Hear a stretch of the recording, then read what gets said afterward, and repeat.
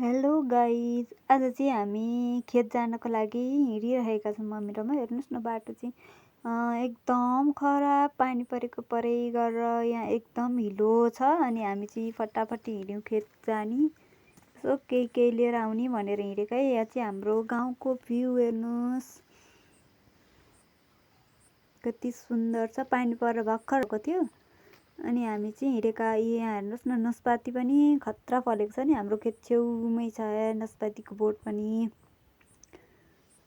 हामी चाहिँ यस्तो गाडी फाड्दै मम्मी र म चाहिँ हिँडेका छौँ है। यहाँ हेर्नुहोस् न, गाडी कति छ। फाइनली हामी चाहिँ यो मुन्टा टिप्न गएका थियौँ, मुन्टा टिपेर लिएर आयौँ। मुन्टा टिप्दैछौँ, दामी फलेको रहेछ मुन्टा पनि, दामी रहेछ। सो टिप्ने बेला हेर्नुहोस् न, मेरो यहाँ निधारमा मच्छरले खाइदिएर केही घर हामीले चाहिँ यति टिप्यौँ अनि हामी चाहिँ घर आयौँ है। सो फाइनल्ली हामी चाहिँ घर फर्किसक्यौँ। राधे राधे।